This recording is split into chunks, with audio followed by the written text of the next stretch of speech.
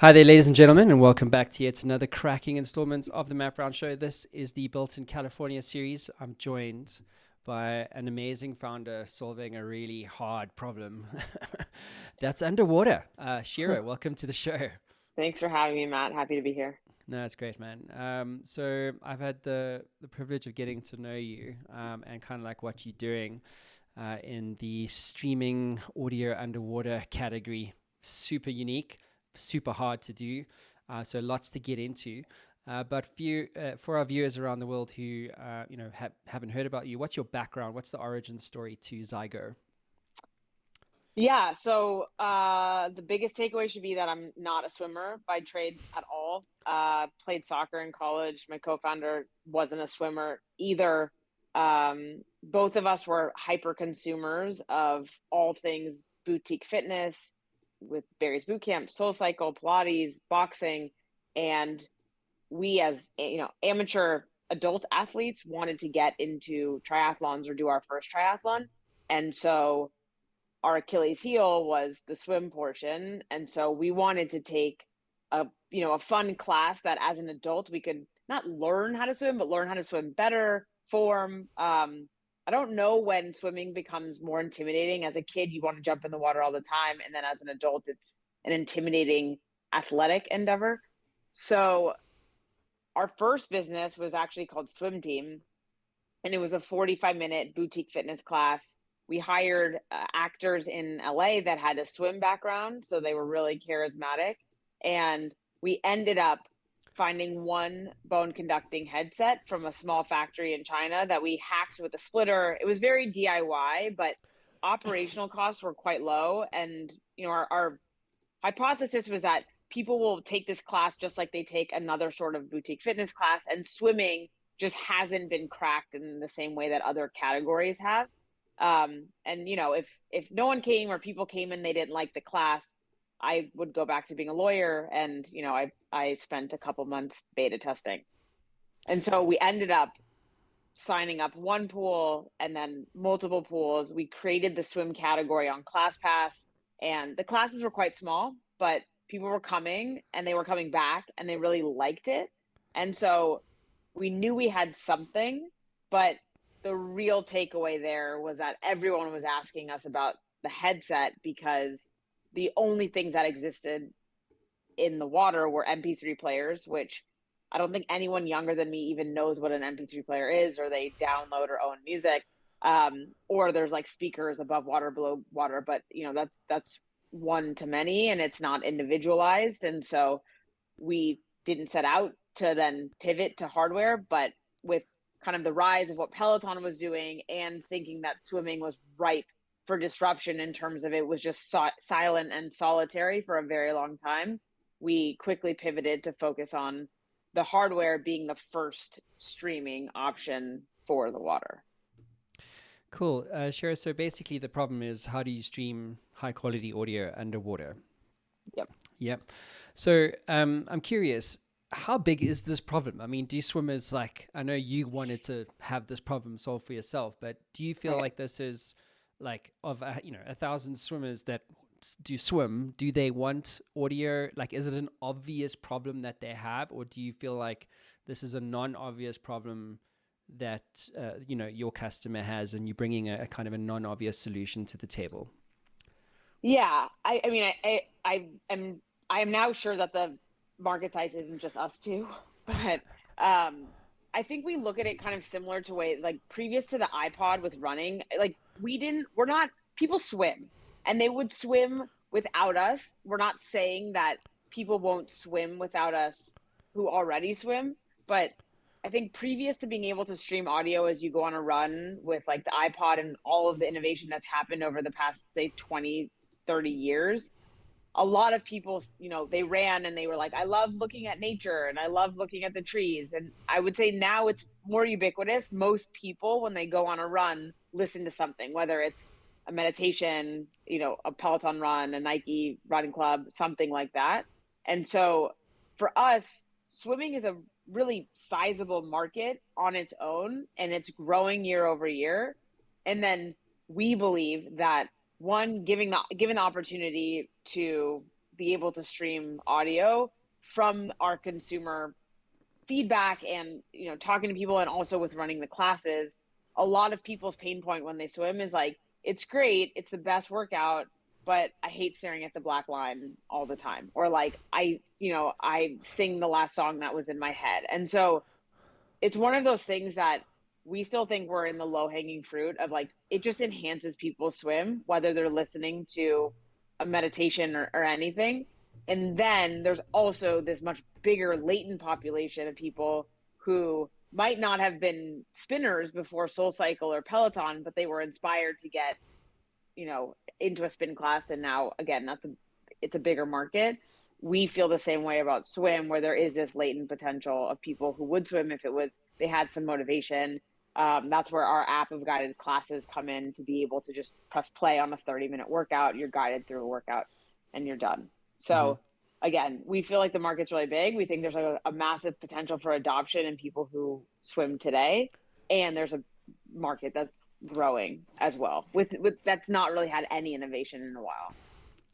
Yeah, it's interesting to talk about innovation in this space, isn't it? Because I remember the MP3. I mean, obviously we're showing our age now. Gen Zs are like, "What is this MP3 streaming thing?" Like, God damn, grow up, will you? But we grew up with I remember like the silver box Sony PlayStation thing. Or not a PlayStation thing, MP3 streaming thing. Like, you walked around with it, and then you connected your headphones. And if you remember that, this was even before the iPod. Right. And so. It's interesting if you think about the context of the product, right? Like, it's swimming underwater. Like, how many use cases for this sort of a technology are there? Do you know what I mean? Like, there's not much innovation in underwater streaming technology. So you're almost creating an entirely new category, that you guys are owning as a consequence of this. So I'm curious to maybe unpack for our audience, like, how does this product and technology actually work? Like, how do you stream, audio into your ear when you're underwater? Like, how does that actually work? Yeah. So Bluetooth as a technology doesn't penetrate water enough to be able to swim with it. Otherwise, again, it would be a much easier problem. It probably would have already existed. So you need a lower bandwidth radio frequency with a long enough wavelength to be able to penetrate water. So our innovation was you can Bluetooth connect your phone to the transmitter, and then the transmitter does its magic and converts that Bluetooth into the right radio frequency that sends a signal to the headset. The headset's just a receiver that's able to receive that long bandwidth. And then we use bone conduction, so it doesn't go in your ears, it sits right in front of your ears. But so we're using an antiquated technology for a novel purpose. And so in some ways, we had to find experts within radio frequency because it's somewhat of a lost art in terms of the engineering world. But then also, we're constantly, we know we're not Bose or Apple yet in terms of audio fidelity, but again, we're using radio frequency. So we're like dealing with the cards that we're playing and trying to continue to improve the technology so that, with each iteration, we're getting to the point that we do own this entire ability to stream underwater market. So when you cast your mind back to, trying to figure out like, how will this product actually work? What did you learn about hardware or being a hardware founder? Because seems to me like, if you're in the hardware game, you could put like a leverage of difficulty on trying to solve something that's hardware related versus, say, trying to build something that's, purely software related. I mean, I told you about this startup I had. It's one that died. One of my 14 that died, and it was like it was a tracking bracelet for children. So you want, your kids are out there in Denver here, like I've got a 7-year-old and 4-year-old, and you want to know where they are. And it was like a tracking thing. So we had to we started designing circuitry, and got into 3D printing. And try to get the right match of circuitry so that it didn't become such a huge thing on a small child's wrist. You know what I'm saying? So when you start applying design thinking to hardware technology, things, in my experience, are like infinitely harder than trying to write software code. Right. Yeah. Right. Yeah.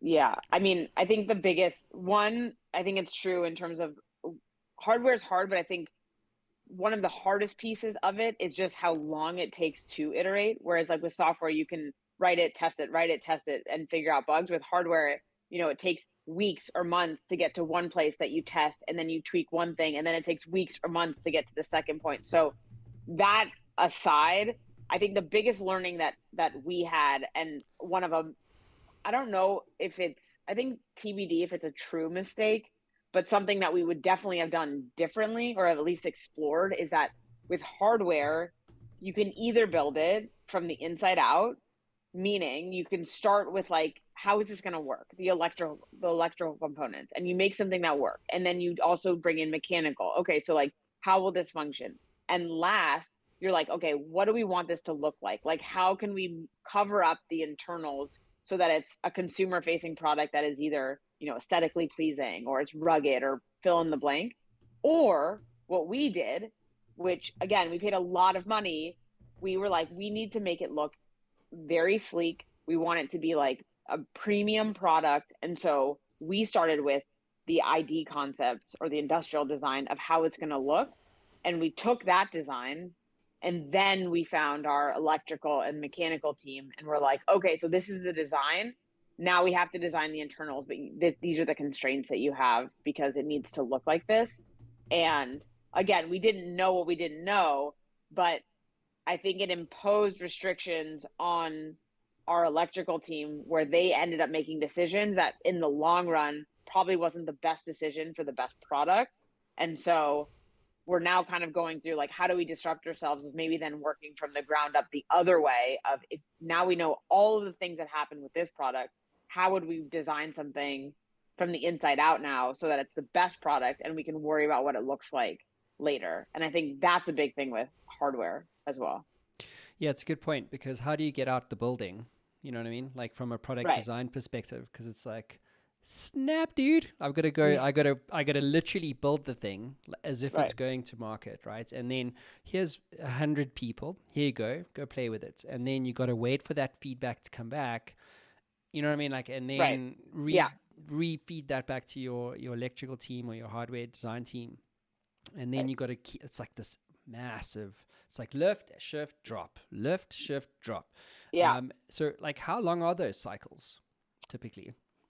Um, I would say like 4 months, probably Four something like months. that. Like, I mean, and the reason that came to mind is like when we first went to market, we very quickly figured out that one piece of the antenna area was, it was super vulnerable, and people were cutting out on one side or the other. And we realized it was like we needed to do a tooling design change. And this was like June or May or June of our first year. And we thought, again, naively, like, okay, like 4 weeks, like let's go, we need to be in market for summer. And we missed the entire summer. It took us from June, July, August, September for that tool change to be implemented and tested and then shipped. So I think, anywhere from like 6 to 12 weeks. I mean, 6 weeks is like, a lot of tool changes take a couple weeks to do and then a week to test. And so, I don't think we've ever gotten away with under 2 months of an actual change. Usually it's more. And so again, when you say like pick up, shift, drop, like those shifts are small because Mm. you need to be able to like test and then move forward. But if you're constantly needing to do that, then it could be a whole year and you've done two minor shifts, and which makes the product better. But again, it's painful because of how slow it is, which I think is, Mm. from a founder's perspective, really hard mentally, emotionally, to Mm. not just be able to go as fast as you want. Yeah, it's beyond frustrating. Like Yeah. I have a problem with reality in general, Yeah. and like I want shit done like right now. You know Right. what I mean? So to go through this 4 month cycle, it's like God, it's got to be frustrating. Yeah. Exactly. Exactly. That is the hardest part. Yeah. So what were some? I mean, let's talk about design thinking here, because this is obviously something that you've applied in your startup. Like, what were some of the, or were there assumptions that you had about this problem that you invalidated during one of these iterative cycles? Were there some interesting observations or learnings like, well, we thought it would be like this, but here's actually what the users wanted? Yeah. One, I think something we did validate is that people who swim want it. Again, like the origin story, I think shapes, like this wasn't a problem we said existed. Like we didn't actually know that this existed as much as it did. People were constantly asking for it. Um, One thing that has been, I think, at least the scale of it has been invalidated is because you need the transmitter to send the radio frequency, we built in the functionality of it's also a one-way walkie-talkie. And we thought that would be a massive unlocking for coaching. Because when we observed pool behavior as like, two kooks, we're like, why is everyone yelling? Why is there so many megaphones and whistles? And like coaches are talking to swimmers about what they did 30 seconds ago on the other side of the pool. Like how is that the most efficient way to coach? And we thought the ability to talk immediately to your athlete would be a game changer for the coaching world. And that is to say, we do have some coaches that use it and they swear by it. But I think the coaching market is one, it's smaller than our, more traditional market. And two, coaches are just less likely to even want to utilize technology in their practices. It's a bit cumbersome. I think some of them are still holding on to the ways that they've coached. And so we placed the bet, I think, thinking that that was going to be a big reason. We designed it to be held like a stopwatch. And we brought in coaches who said that they thought it would be helpful too. But I think in terms of like designing it and then testing it in the field, it ended up like, it's actually not the way that we're going or like the money that we're spending on that, kind of like sales cycle. Mm. So, interestingly, I just to bring up your website here. So on your site, you've got here a coach with you, a coach with you every swim. So you've got over 300 guided workouts Right. and content added every week that helps you make the most of your pool time. What's the value of that? Because I think it's a really interesting topic to talk about in the sense of like if you're building hardware or even software, oftentimes it's like the technology is going to get you to a point, but really there's an opportunity to marriage content or services, value added services on top of the hardware or on top of the software. So for instance, like you may have a data platform that allows you to get access to prospects' contact information, but maybe you suck at cold calling or you don't have the bandwidth to actually do the calling. So we'll do that for you. So here's our product, we give you the data, and here's the value-added service that allows you to get greater return on the hardware or the software. Makes sense. So Yes. what's the response been like to that? And from a value added services perspective, is this something that your market told you they wanted, or was this something that you intuitively figured out on your own? Yeah, there's a lot there. We, again, as not being swimmers, but being consumers of the boutique fitness world and being, early on with Peloton and seeing what they were doing and how you can stream any sort of workout at home you want, whether it's yoga, running, cycling, all the things.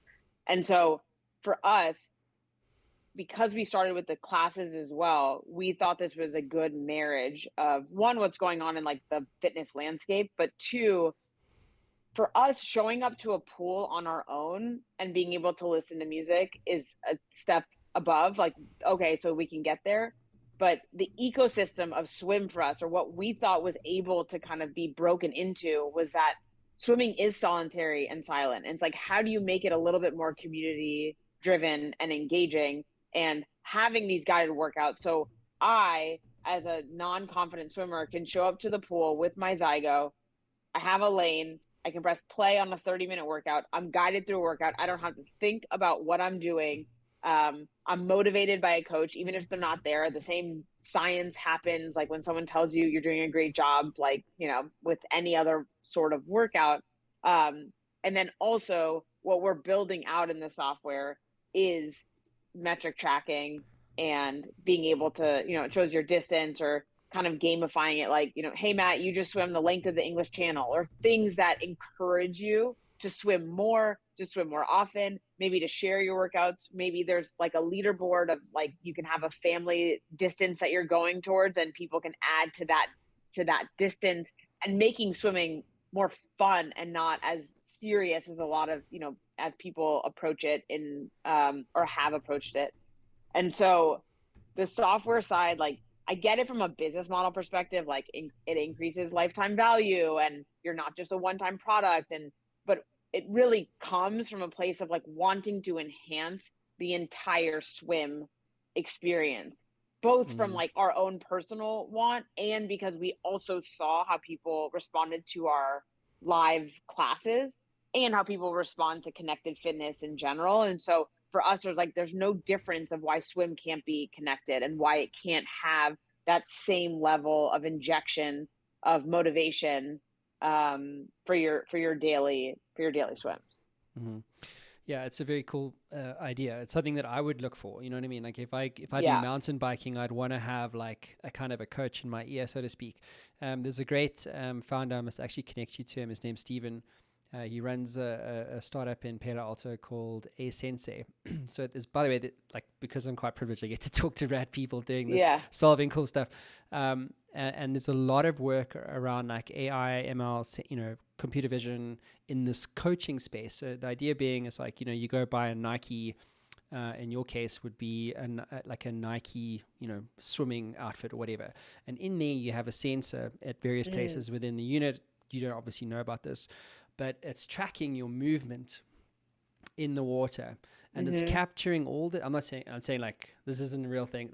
I'm using this in your context. Yeah. They've done it for like, for like coaches in gyms and things like that.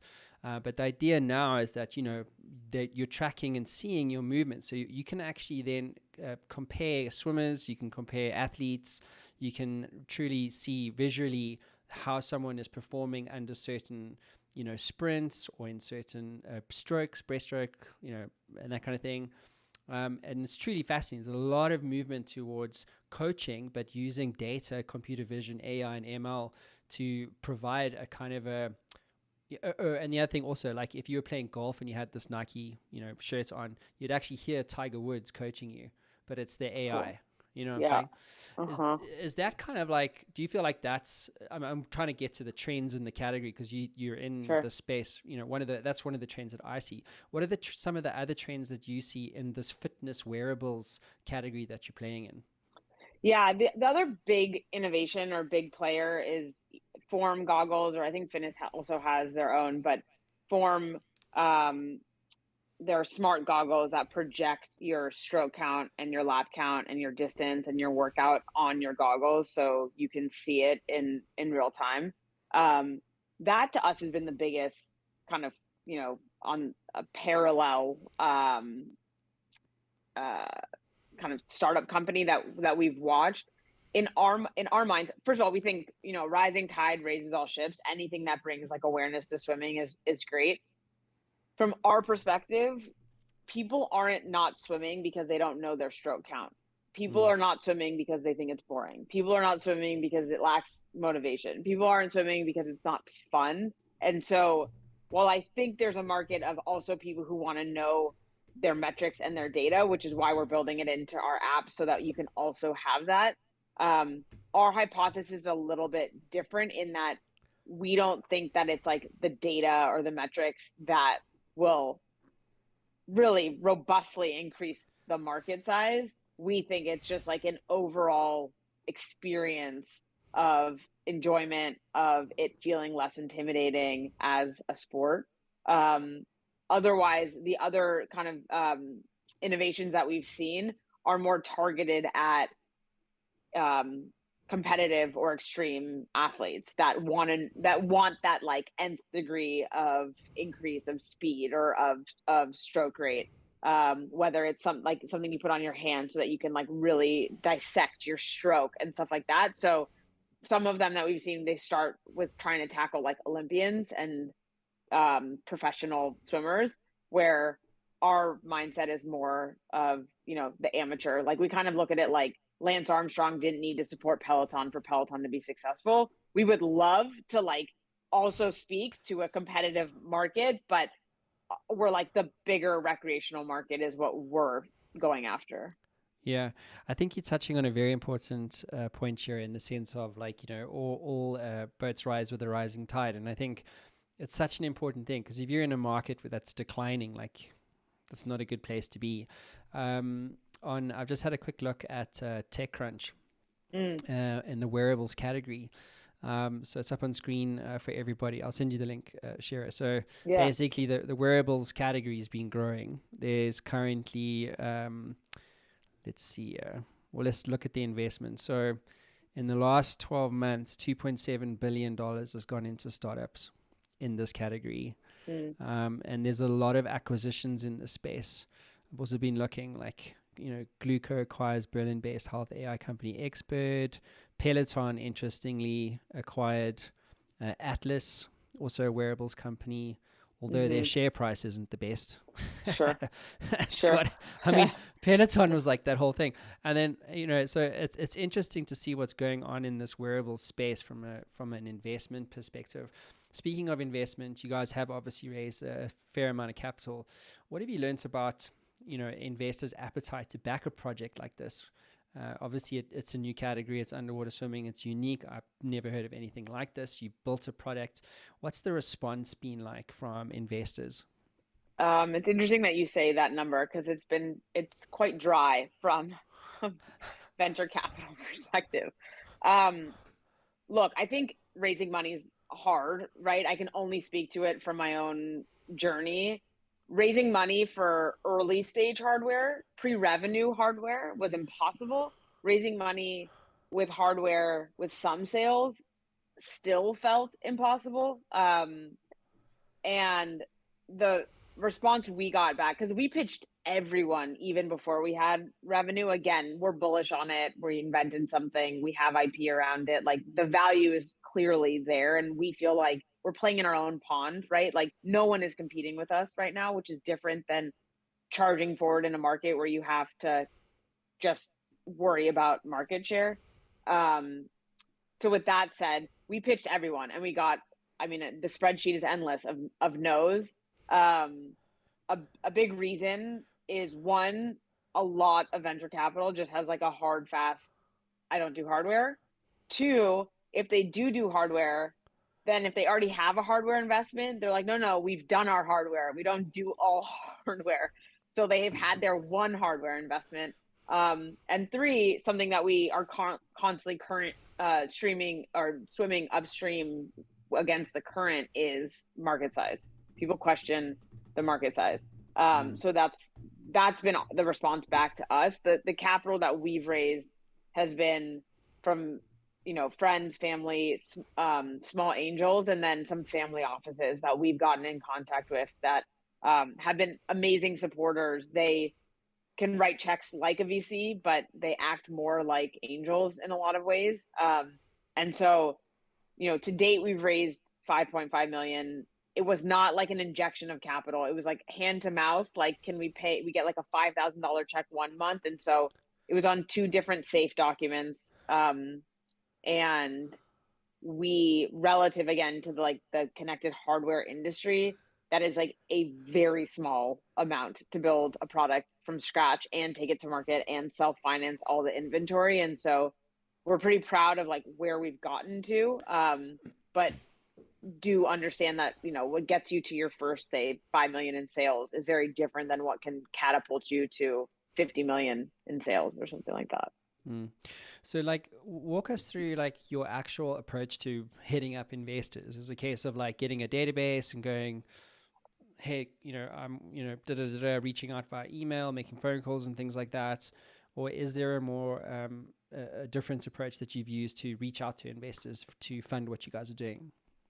Yeah, I think one, keeping a clear spreadsheet, whether you're a founder or a co-founder, just to say like, the name, who they've invested in, what the status is, just because there's so many out there, and then it can kind of lead you to follow-ups.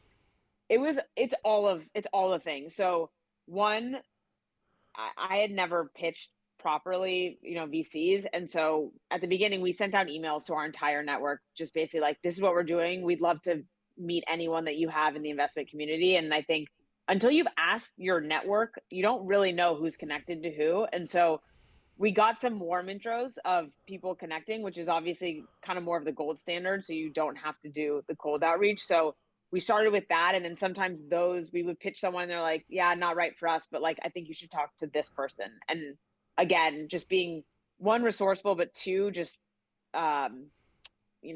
willing to talk to anyone because you just don't know where it's going to lead. And then, Crunchbase, you can look at, oh, this is another hardware product, who invested in them. And then you can either, you would take names and I'd put them into LinkedIn and see, do I have any connection to this person? And if I did, I would email them. Or if not, then I would Google and try and find an email. Like there's probably thousands of cold emails that I have in my outbox that if I wanted to sift through have never been responded to. But I think it's a numbers game, right? You send out a large number of emails, especially if they're catered, like, hey, I saw you invested in this company, would love to talk to you. We're working on something, whatever. And then once you start that, things start coming back to you in terms of like, people know that you're looking, people are talking to other people. If you're even in their mind space at all, we've gotten some connections. But I think even if you don't have warm intros, Google has enough information there where you can just start reaching out to people and see who responds back. Yeah, great advice. I want to quickly talk to you about your co-founder. So, so for something like this, it's nice to have someone who shares in your pain. I would imagine. Otherwise, it's just sucks. Yeah. To deal with it on your own. So his name's obviously Charlie. I've got him up on screen. What have you learnt about each other in the process of trying to solve this problem, being as hard as it is? Yeah. Co-founding is like a marriage in so many ways, but I think when you're working with someone, he also lives in London. So I'm in Los Angeles. He's from LA. We went to high school together. So we have like a foundation, but he lives in London. So it's also a long distance, which we feel like works to our advantage because we're not on top of each other all the time. Like our stressors, we can be together, we can talk all the time, but we also have our distance and our ability to also do what we need to do. You learn really quickly what you're good at and what you're not good at. And I think we got very lucky, and maybe also why we were attracted to each other is that his skill set or what he has his superpowers in are different than what I do. So we're never competing on those things. I think we're still a small team. So I think our titles are kind of irrelevant. Like we both touch a lot of things, but to give it more tangible example, he's much more of a creative. And so owning a lot of like the branding and like videos and the aesthetics of a lot of stuff that we do, like I love that he does that because that's not my skill set. I'm much more operations focused, people's focused, logistics focused. And so, and I know this, that he loves that I do a lot of that stuff. And so I think in terms of having someone also that like when things are down, he can pick me up and vice versa. We're also like, I'm very conservative in terms of like money, and he's more like, let's do everything. And so usually the right answer is somewhere in the middle of that. Yeah. So I think having two people that are too similar, I think you have like not enough difference of thought potentially. But we do balance each other out in a lot of ways, which also leads to some conflict. And so we have a coach as well. We listen to a bunch of podcasts, and I think many co-founders do, but the SoulCycle founders had a coach that they swore by just to be able to talk productively within the business. And so we have a coach to be able to understand it's good to have disagreement. It's good to have conversation, but also to be able to be really clear and transparent about what we want for the company, making sure our, mission, vision, values are both aligned in terms of where we're going for it. Yeah, it's a very important thing. I mean, I've spoken to a few founders. There's one. How's this for a story? So I reached out to like founders, and said, hey man, come on the show. And this guy, he books a meeting, and then another person from this company, who shall remain nameless, is like the, I don't know, she's like the PR or the, I don't know, but she's working for the company, or the assistant to the CEO. So anyway, this guy pitched. It was super awkward. So it was like literally like 10 minutes before he was, was gonna have this meeting with him. This PA mails me and she goes, "This guy is not allowed to talk at all about this company under any circumstance." I'm like, yeah, but hang on, he's the CEO.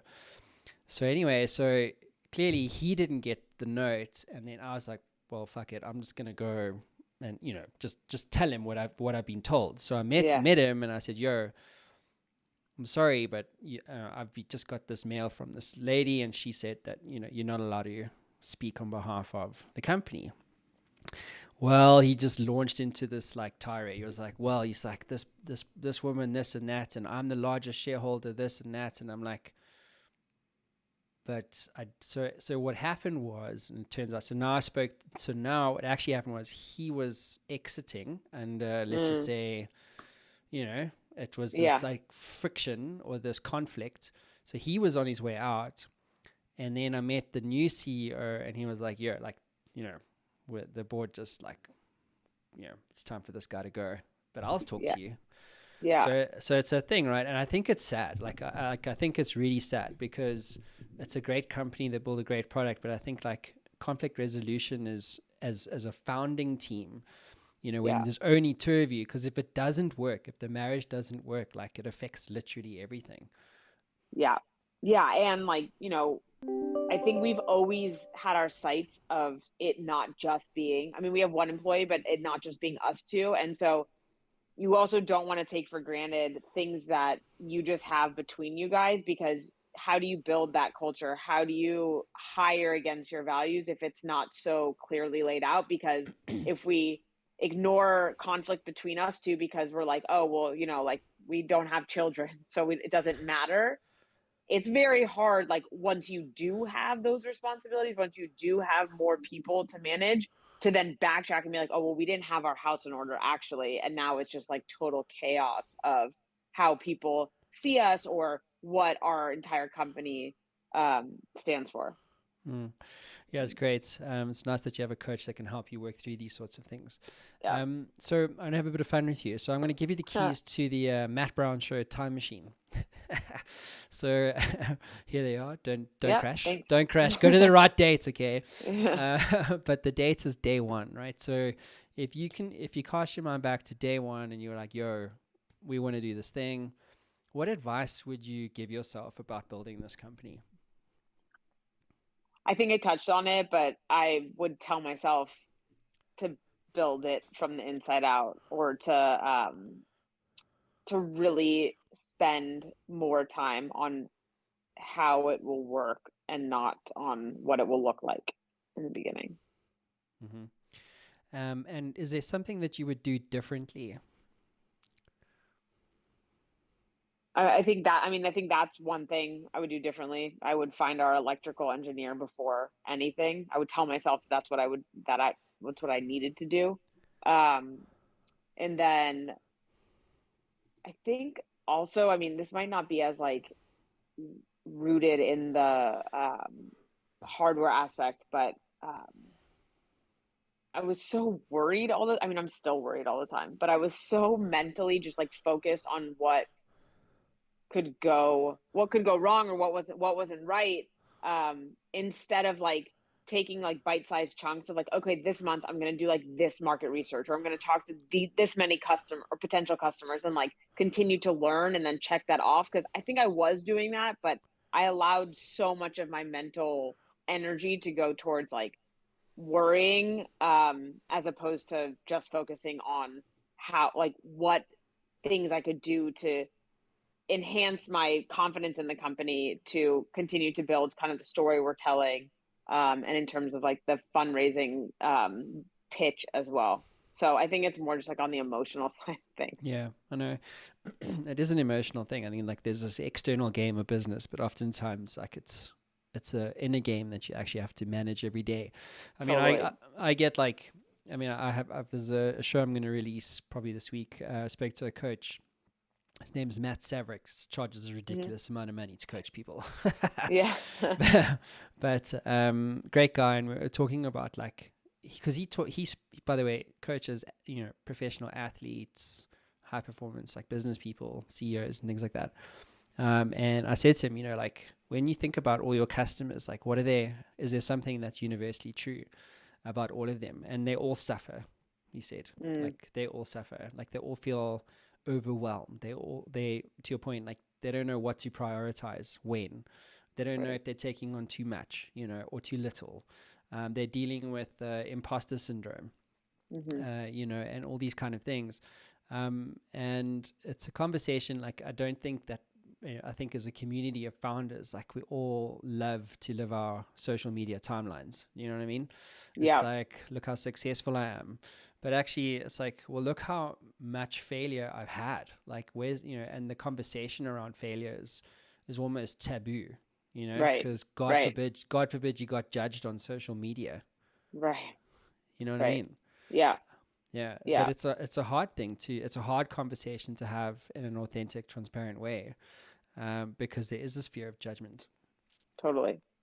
Yeah. Totally. Sheera, what's your vision for this company? Like, where are you going? We're going to build this ecosystem that I spoke of. So we have about 17,000 units out in the wild right now. We'd like to get to that 50,000 mark of units, and um, we're perfecting the hardware, but now really after, year two in market, focusing on the software side of things, the increasing the value. And so we want to be your, swim pal. We want when you go to the pool that you feel like more confident that you had a better swim because you were able to stream what you wanted, or you're able to stream a workout and then you got feedback on that workout, and it becomes a totally different way that you engage with swim. To us, like looking back, we'd love for like Zygo to be seen as like what black and white TV and then color, right? Like it was kind of in this olden age underwater, and then like Zygo unlocked this like more colorful, beautiful way of swimming. Hmm. So we spoke about the category of wearables and the amount of investment that's going into that. There's also a lot of acquisitions going into the space. Mm-hmm. Have you spoken to Charlie like, hey man, if the right offer comes along, we're gonna build to sell this thing, or is this kind of like, do you see yourself as having this thing as an ongoing concern?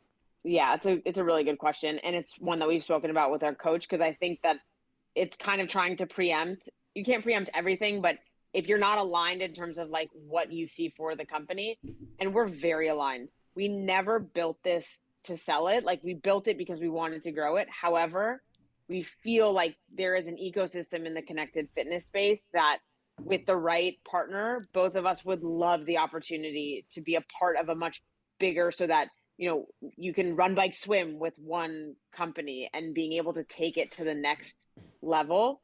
And I think because we touch fitness, we touch audio, we touch swim, we think that we're in the middle of this interesting Venn diagram of potential strategic acquisitions that we're definitely open to.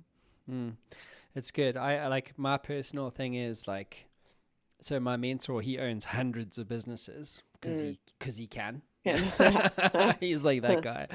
And he was telling me the story of this one entrepreneur built this company, the stars aligned, and he sold it for a ridiculous amount of money, Mm. like fucking huge. Yeah. And so a couple years went by, and he came to my mentor's office, and he sat down at the desk, and he said to him, "Hey, I'm depressed." Mm. And he was like, "Dude, like, why are you depressed?" And he goes, "Because I finally realized that I'm a one-hit wonder, And Mm. and it's interesting, right? Like we find these companies, are you a one-hit wonder or are you a build sell type guy? And I think those are very important questions to even in the co-founder context is to resolve that, because I had Bo Burlingham on the show also, and he was Mm-hmm. saying he actually wrote the book on Finish Big. Like he Mm. interviewed 300 founders who'd sold their businesses for shit tons of money, and 9 out of 10 of them go into depression after they sell, which Mm. is a crazy number. You would think, oh shit, yachts, sports cars, Right. houses, it's Right. all the Right. material stuff. But when the insight here is that when you sell your business, you lose your sense of purpose and meaning in what you're doing, because you've Mm. been on this struggle. And like there's this, Viktor Frankl's book, Man's Search for Meaning. It's like Mm-hmm. there's a direct correlation to suffering and meaning. It's like the more you suffer, the more meaning your life has. In Right. many cases. So when you no longer have the suffering of being a founder, trying to build Zygo or whatever the business is, or the Matt Brown show, like you lose your sense of purpose, Right. and along with that, a lot of meaning. And so if you think about exiting, it's like you got to have a plan. You need to know like what you're going to do after you sell. And you need to reconcile, like, is this a one-hit wonder for me? Or am I a one-hit wonder? Like, is this Right. one startup for me and I'm never going to build and sell this thing again? Or build another company and sell it because it's just too hard, or I'm tired, or I'm fatigued, or I want to do other things, I want to go teach, or just Right. become a swimmer. You know what I mean? So, Right. and these are big questions to resolve, like now, because when someone's going to come and offer you money, they will. I think if you built a product and you're in a space that you can own, and you've got a great story behind you, very important. Like someone's going to come tap your ass up. They will. That's just how. Like I had for my last company, I had like six acquisitions, six offers Mm. to purchase, and timing is so important, because like Right. your category, your wearables category might be liquid now, but it's not necessarily going to be liquid when COVID happens. You know what I mean? Or Right. some other Right. market thing Right. changes. Right. So it's like when the time comes, you got to say, "Cool, I'm out." Right. You know. Yeah. Yeah. And I mean, it's so interesting because I think you can tell people that like money won't make you happy, right? But I think, some people would say, well, like, give me a lot of money and then I'd rather be unhappy anyways with the money. But I think that point is real in that um two things came to mind. One, I've had a ton of friends who have been aqua hired. So they've gotten acquired, but then on contracts to work. And it's interesting because I haven't had an experience where any of them are happy because right, they have some payoff or you have like a light at the end of that tunnel, but you've given up like your autonomy. You're not the builder anymore. You're in bureaucracy. You're in a bigger company. And so I think that's like another piece of it where it's like, what are you willing to do? Because even if you're given money, a lot of what you enjoy day to day is taken away. And then I had another whose company was acquired, and it was for, they got acquired, so they got some money, but it wasn't like the life-changing money that they, I think, had expected. And like upon reflection, they had built this company over 12 years. It was lifestyle. They own a few homes. They were able to like live the life they wanted as they were building the company. And so the payout at the end was actually like, I had 12 years of my life where I didn't wake up one day thinking I had a job. You have this purpose, you have this passion, and it's not just about, that's not to say that like you don't want to build it to be able to support some sort of lifestyle. But I do think that to what you said, like so much of the success is actually in what you do day to day and Mm. not just in that, you know, TechCrunch number of like, we raised $100 million. Like, what does that mean? Like, what does your day look like? Like, how are you interacting? What do you feel aligned with your purpose? And so I think that those are very good questions. And Mm. for me, before this, I started a nonprofit that I had run as I was working as a lawyer, and it was my first kind of attempt at running my own thing. Um, and so I think from that, I learned a lot in terms of myself, but I would like to, I would have to prove that I'm not a one hit wonder. But I think both Charlie and I think that's what kind of keeps us going too, is like we're constantly thinking of stuff, or once you see the world as not having something and you're able to solve for it, you just see the world differently and you're constantly just thinking of ways of making things better or enhancing things as well. Yeah. Yeah, it's very, very cool. So I have a big question for you, seeing as though we're talking about big questions. Yeah. uh, why do you do what you do? Like, what gets you out of bed in the morning? I love that we've created something that did not exist before us. I love that I love the experience of being able to stream something underwater. I tend to be really close to the product because I think it reminds me of that purpose. But um, I love that we're working on something that we get feedback that people weren't swimming for 20 years and now they got back into it, or that they finished their fourth audiobook because they swim longer because they just wanted to finish that chapter, or that it's been helpful on a weight loss journey, or fill in the blanks of like what how customers are responding to it. It really does like help me jump out of bed in the morning knowing that we're doing something that is making people's swim and lives better in the niche. I'm not going to say I'm like grandiose or Mother Teresa over here, but I think that we're doing something meaningful and doing something novel. I think that Mm. like first iteration of the fact that this world didn't have streaming audio underwater before us, and now we're doing it is really powerful for us. Yeah, I think it's amazing. I mean, that's what I love, doing this show. Best because like one, I can't see myself not doing it. I mean, like it's so Yeah, crazy, man. Like right. if I go back like 7, 8 years, it was just like I needed a couple of interviews for some content, for a product launch I was doing, and then it was just no, it's like 8 years later, and it's like I literally cannot see myself not doing this. One, because I get to tell your story, and because you are doing things that are novel, making a difference to the world, and so I love this space. You know what I mean? Yeah, Like it's totally. so passionate about it. Like you can't sell this either. Do you know what I'm saying? Yeah. So anyway, but look, thank you for being with me today. I really really appreciate it, No, Sheera, thanks for and having me. yeah, we'll chat to you again soon. Sounds good. Thanks, Matt. Ciao.